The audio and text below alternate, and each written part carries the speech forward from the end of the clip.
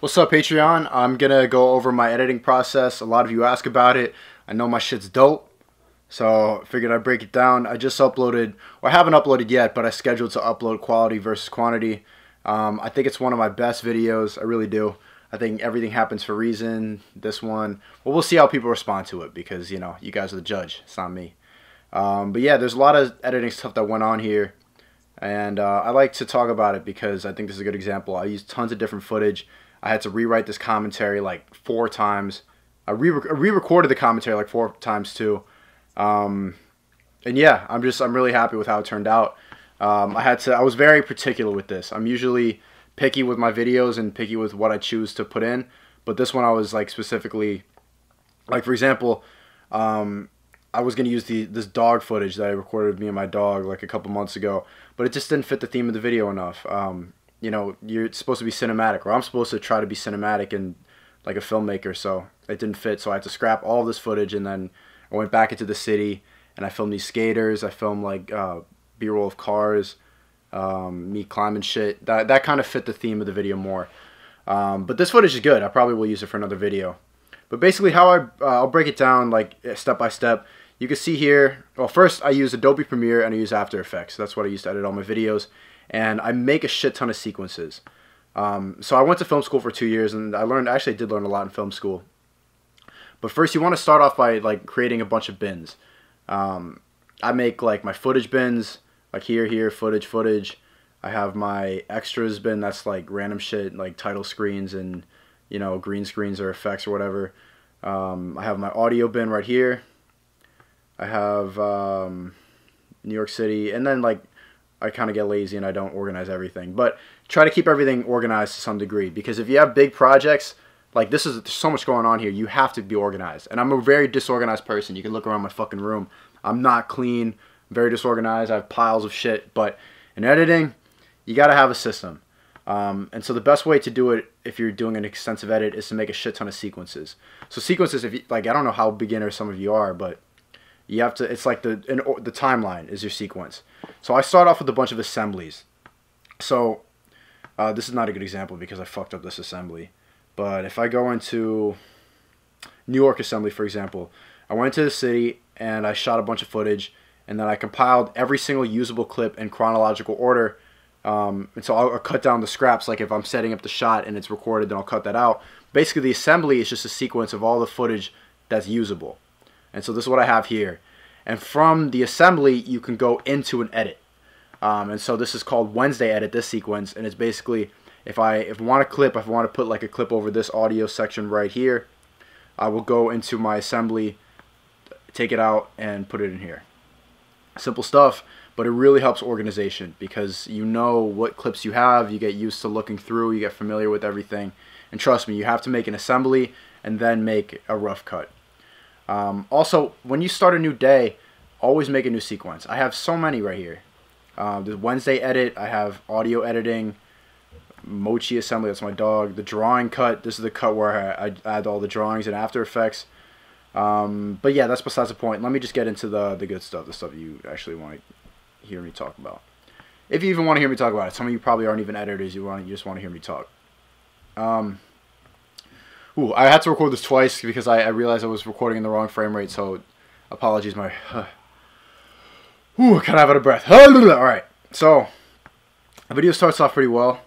I got these shots in a playground, and I like to do this thing where I fade in all the time. So you just change the opacity, you set 2 keyframes, that's what these dots are. You keyframe it from 0 opacity to 100 opacity. And if you don't know what opacity means, it's just like basically how much of the image you show. And so at maybe 43% right here, that's why it's kind of dark. And then at 100% you see it all the way. I also added a gradual tint effect. This is the tint effect right here. And if I turn it on and off, you see it turns it from black and white into color. And it kind of, I like starting off like that because it brings you into my world in a way. It's like, all right, we're in my reality now. Don't jack my style. You can learn from the stuff like I'm teaching you here, like some of the stuff but please don't take all my editing swag. Yeah, this edit was very extensive. Like you could see here, you're supposed to organize everything in a correct way. Like all audio tracks, like, you know, audio track 1 should all be commentary, track 2 should all be effects, track 3 should all be music. But I kind of jumble it around just to get things to fit, and if like things need to overlap.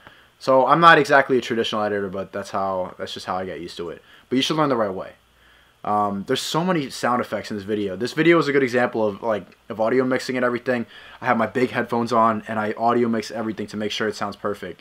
And even though like most people watching YouTube videos are taking a shit watching it on their phone, still it's important to me because I like to make things. So like for example, I'm climbing this ladder here, and if I solo this audio, I'll turn it up. Maybe you can hear it through the camera. But I've just found, I went on freesound.org and I just found like a clip of someone climbing a metal ladder, and I timed it up with every time I grabbed the ladder. You see, like all that's fake. You know, the audio there was very busy and it didn't sound as good as I wanted it to sound. So I cut it out and I added this track as well, which is like New York City ambiance. If you solo the track, you can hear it alone. This is something I found online. And so you add the ambiance of like this of the city. Here, this is too loud. It's my commentary. And then you add the ladder sounds. So just little stuff like that is scattered all throughout the video. It really helps bring the viewer into what's happening. This is a lot of shit now. But if you see something, you want to hear it too. That's just how the senses work. Like if I'm, oh yeah, say if there's this fan here, there's an artificial sound. I'll solo this track. Can you even hear it? Oh, my audio's down. Like this fan sound is fake. It's some shit that I found online. Yeah, but it helps bring the viewer, it helps match your senses. You get what I'm talking about. And so keep going here. This track is, oh, this is dope. So this title screen I copied from like TV shows that I've seen a lot now. I notice a lot of TV shows are kind of ditching the old format of like a long title sequence where they're like, haha, and the characters are like freeze frame action or whatever. Now they just kind of do this jarring title screen. And the text usually takes up the entire frame, which I love. And so to get this right, it's hard. Like probably most people type verses just VS period, but I wanted it to fill up the whole frame. And so you have to size everything. If I open up this text, like everything is sized here to make sense. Like if you look into, so there's hold up, it's leading and kerning. I don't know where it is, but if you look in, oh yeah, here it is. I'm just jumbling around right now. But yeah, you can't see it because I don't know why. But you have to change the leading and kerning to get the spacing right. And this is just fucking up. But just basically what I'm saying is you gotta tweak with shit. And I just fucked up this. And so to get this purple looking screen here, you have to use this effect called invert. And you can see here if I turn it on and off, you can see the effect go away. And it looks cool. Like it looks dope in both shots. I could have used this, to be honest. But I really like the jarring sound, especially synced up with this music that I picked. It just sounds good. And also the normal invert effect will bring you to RGB, which doesn't sound as colorful. Like this is a really colorful sounding song. So I picked the purple one, and it's called HLS. I don't know what that means, but it looked cool, so I picked it.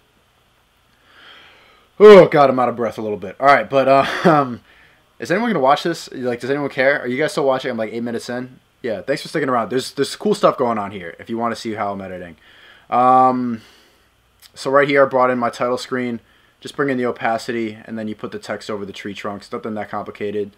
If you keep going, you can see that I have this this jump cut of me throwing the cards down, and it's because I'm like, I think at this point I'm like, people think I'm creepy when I play with their kids, and so I go, Where? I add this like DJ sound effect, the record scratch, and then I don't usually do this, but I did a hard cut of me throwing the cards down, and then a freeze frame where the cards are in the middle of the frame. You know, this works because it's signifying that I'm pausing something. If I'm like, hold on, pause, let me say something first, you want to show it visually, and the perfect way to do that is to show cards flying in the air, because the cards don't normally fly in the air. Simple stuff. This adjustment layer on the top is color correction. So if you turn that on and off, you can see I use LUTs I've been using recently, which means like a lookup table.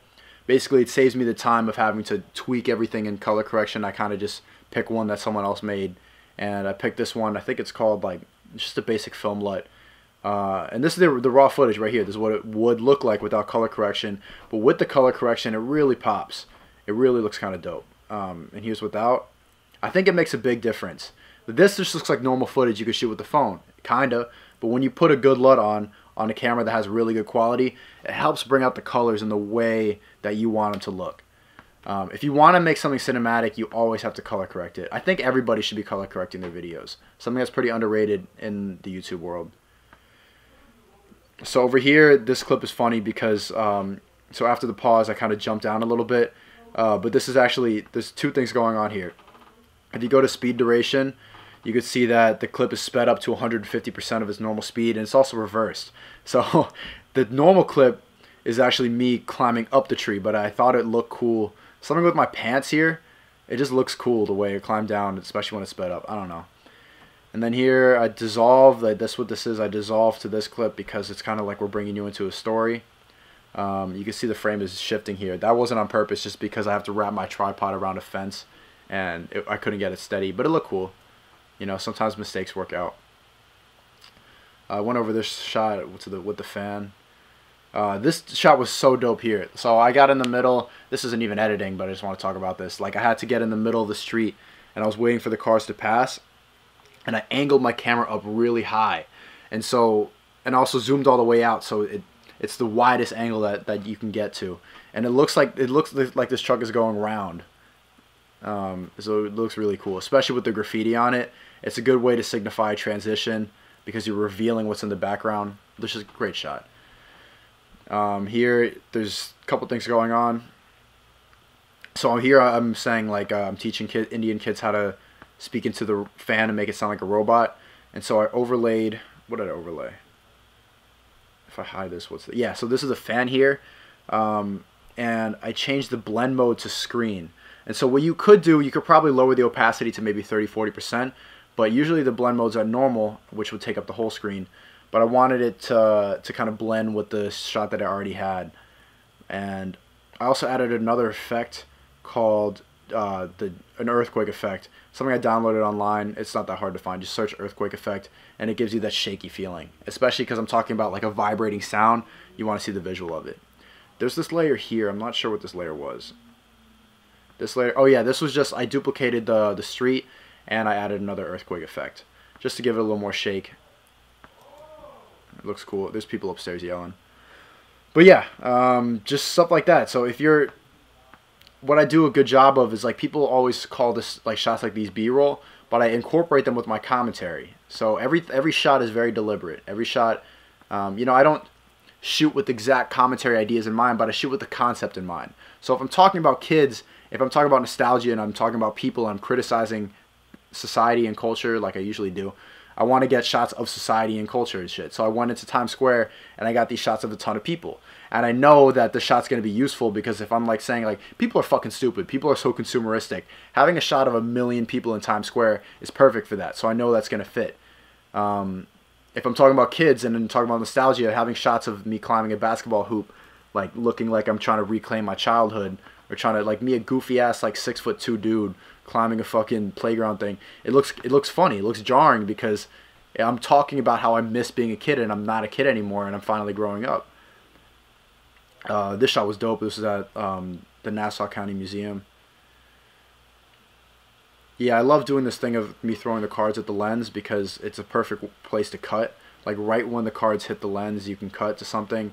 And also, I know, like, I didn't, example here, like, I don't know what I'm going to be talking about exactly when I'm in the edit, but I know that it's going to be something aggressive, and it's gonna help me cut, basically. This shot was done by my friend. I love this thing here because it looks like it's the same size as a frame, so you can go into it. It looks so cool. Here, I think I sped it up just a little bit. Let me check. It doesn't matter. I think I sped it up a little bit, and it also put another filter on here. It's called SL Noir 1965. Just like a really dramatic black and white filter. Because not all black and white filters are the same. There's a freeze frame over here, and then another thing throwing the cards at the lens. This shot's fucking dope. Basically, I turned my tripod upside down and I followed through these mirror things. And then here's like one of the only really difficult edits that I did. And it's not difficult for me anymore because I'm used to doing transition cuts like this. So this is what I'm talking about. I used to do a lot more of them, but I'm trying to be more cinematic now, and I'm trying to use my camera more to be visual. I guess. Like before, it was like I was relying on edits to be really visual, and now I want my camera to do the dirty work, or do the work. So there's three things. One, I have first I'm rotating the camera, then I reverse and speed it up, and I add a channel blur effect. The channel blur like gets rid of this like purple glow you see. You can see it, the outline around everything. I love that effect. It's good. So speeding things up is really good for transitions because it helps you, like if you're shooting at 24 frames, you can't really do a lot with the frames if you want to do like flashy edits. So speeding it up gives you more options. And also it's just like, I don't know, it just looks cool. This is the best way to explain it. And I had this shot here. The original shot, if I open it up, yeah, the original shot, this guy, it's reversed, but he was doing a trick on the skateboard and it slid all the way to my camera and I had to pick it up real quick. And so what I did, and it looks so cool because the skateboard looks like it's coming right at the lens. And so I reversed it and it looks like the skateboard is going away. And it just flows well with these two shots together. If you have the two rotating shots together, it looks dope. It looks very fluid. So you watch it all at once, it's like I'm flipping it twice. And you barely even see that there's a hard cut because it's already in rotation. And I wanted to do that rotation again, but I didn't have another shot of that. But there's two things I like about this third shot here on the ladder. One, that it matches the motion of what you see here. So you see him jumping to the right, and here I'm kind of, well, it doesn't time it perfectly, but like right there you see me move to the right a little bit.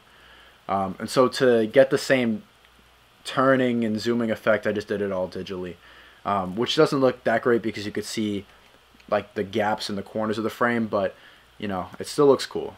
If you watch it all together, I was happy with it. I just wish that I had a rotation on this shot, but I didn't. This shot's dope because it follows the movement of the skateboard. You see that? Also, alright, well, I'm talking so much at once. There's tons of sound effects. Like, I think this sound effect here is fake, but I had great sound. Like, this mic that I have on the camera is really good for picking up sounds like in front of it. It's a omnidirectional mic, I think is the word. And so it captures everything that it's directly in front of. But I wanted to get like these kids that I have found in New York City this looks like a fucking movie here, right? If you've seen mid-90s or you've seen the movie Kids, like it just looks like a skater movie. It looks so dope. And it just reminded me of those 90s skater movies. So I added two effects on here, noise, and I added another channel blur. And if I take them off, it looks like normal footage, right? For the most part. Oh, also this is another lumetri color. So this is the raw footage. Actually, let me even take off the LUT. So this is the raw footage. Very kind of basic. You know, it doesn't look bad, but it doesn't have the same like pop to it. So with the LUT, already way more cinematic.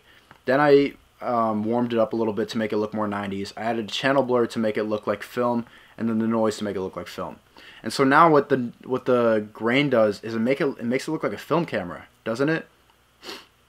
A lot of you don't know the difference between film and digital, but it makes it look like those old cameras from the 90s. Just with a little bit of grain. You know, not too much that it looks like it's VHS, but yeah. Also, you see, like, I have a light facing my face, and something about it is not doing well in the shutter. And so you see this giant flicker effect behind me, but I don't hate it. Man, I've been talking for 20 minutes already. My throat is so dry. I might speed through the rest of this because, you know, you don't need to hear see everything. But yeah, and over here I just downloaded two green screens. If you click on the original clip, it's green. You just go to the ultra key effect and key it out, and then overlay it on what you want it to go on. So this is what it originally looks like. I sped it up. I added two of them, and it just looks cool. Yeah, this montage is dope. Let's look at that real quick. Boom, boom. Doesn't that look like a 90s skater movie? Really proud of that. To get this shot here, you had to zoom in all the way. This shot could only be done with the zoom lens. You need to get a zoom lens to get a shot like this, but that looks so dope. It fits the frame perfectly. What a shot. And I couldn't adjust the shutter in time to get this shot. Like the cops just pulled up and kicked him out, so that's why everything looks a little blown out. But I fixed it a little bit in color correction, but it doesn't look perfect. But it does look cool that the cop is kicking him out. Here I did a rack focus shot. A rack focus just means you change the focus, so completely out of focus, and then I go in focus. Not a lot of crazy editing here. Basically, there's just a lot of sound effects in this video. Like, that was a big part of editing, is putting all the sounds in. Yeah, walking, Times Square, Times Square. Skater Kids, cross resolve. Here I lower the opacity of my face. Oh yeah, this I could talk about. Here I try to get the Cardi B image to match up with the ladder. I like matching perspective when I do edits like this. Like a lot of time when I do drawings, I like to match up the drawing with the perspective of the image. So say there's a long wall and it's going diagonal in the frame, I like to draw on the wall as if it's on the wall.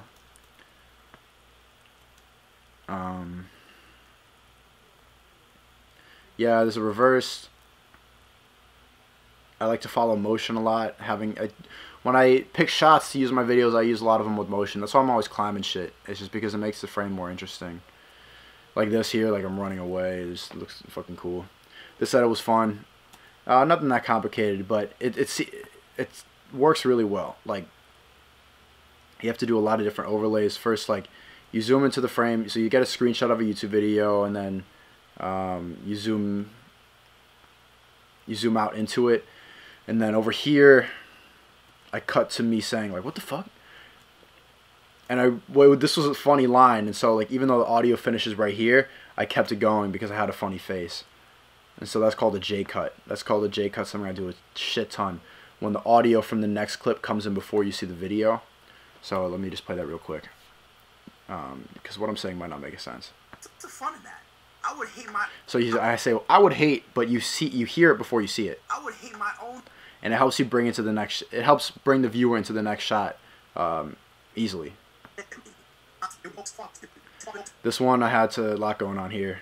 So you just make a mask around what you want to show. So I just masked out the bush here basically, and then put. So yeah, I'm getting tired of talking about this. Basically. I'm getting mad lazy talking about this, but yeah, you just mask it out. Here I faded in, same thing, masked it out. I love doing these red X's. I don't know, I kind of want to make that my style. I think you need to develop an editing style, and if you have like similar callbacks, you've probably seen this in a million videos. You want to do something repetitively. Why is there two video tracks here? See, this was a mistake. I'm not using this shot at all, so I should have just put this video track like that.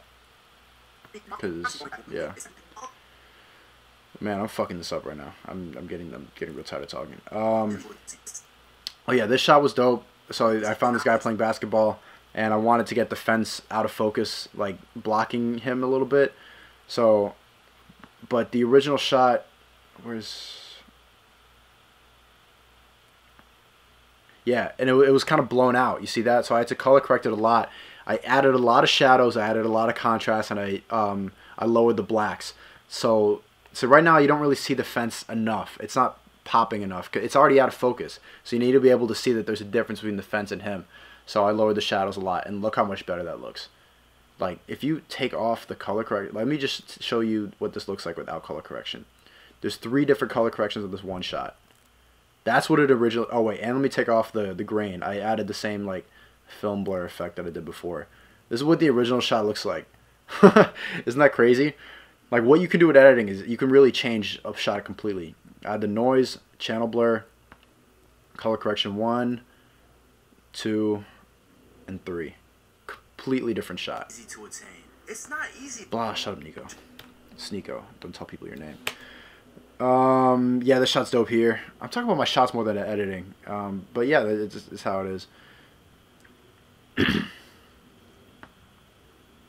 Yeah, so over here I have the focus set on the skateboard that's close to me, and then so everything else is kind of out of focus. I really like having stuff in the foreground in focus.